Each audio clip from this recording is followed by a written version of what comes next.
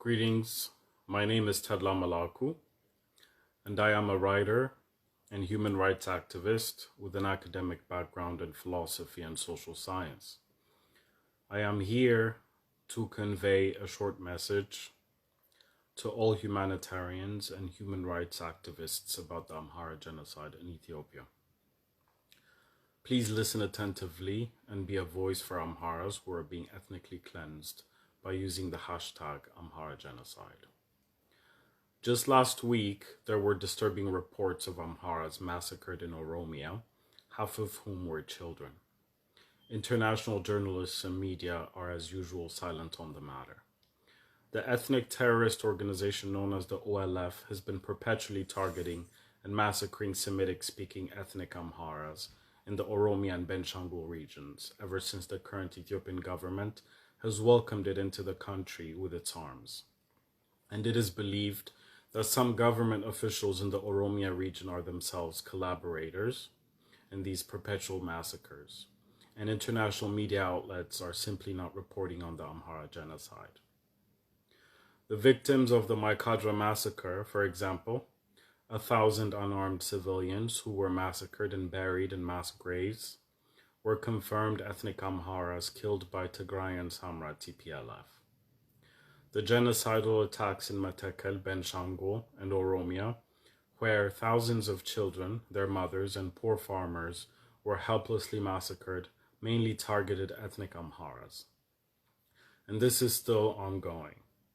But world media outlets and journals are only focusing on one region and wrongly accusing the very victims of genocide Amharas of ethnic cleansing.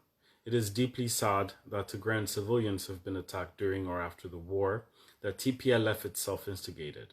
But blaming Amharas, the very victims of a state-sponsored ethnic war that intends to cleanse them out of several regions and has done so for decades, for the deeds of other parties is a disastrous failure of justice on the part of neutral organizations and media outlets.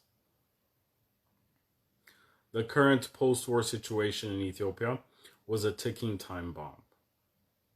The TPLF really believed they were going to win this and had intended to capture the capital, Addis Ababa, by way of war. Their spokesperson had openly said it, hence the reason that they instigated the war themselves, hoping to first annihilate the Amhara forces. The genocide of Amharas has now been ongoing for decades and intensified over the past 3 years.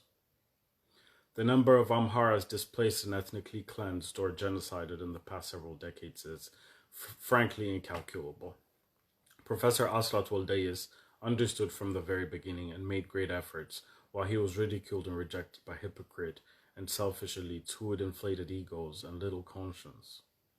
Throughout the years, neither international media nor Ethiopian elite cared to show even a tenth of the same emotions they expressed for the sad deaths of a handful of people in terrorist incidents, for example, in Paris or London, when Amharas were being hunted and massacred outside of their so-called region in Ethiopia. Instead, they preached that Amharas should not resist because it's tribalism. Yes, they were arguing that a now casually stateless people experiencing genocide should not assemble, seek a voice for their plight, or protect themselves and fight for their own lives. Why? In order to avoid becoming tribal. It is to stoop low, they explain. This moral treason is now costing the lives of Amhara people and other Ethiopians in the very country that their forefathers built. The discriminatory and selective outrage of liberal media outlets vis-à-vis genocidal crimes in Ethiopia is only adding fuel to the fire. Mostly liberal Western journalists and academics have been actively painting a false image about the situation by accusing Amharas who are victims of genocide as culprits who massacred civilians. This intentional, selective, and outright perfidious activism has had a multiplying effect and reached prominent global politicians, including members of the British Parliament in the UK and leaders of the Democratic Party in the US. This has caused international institutes to misconstrue the reality on the ground and to communicate to the international community that those who suffered massacres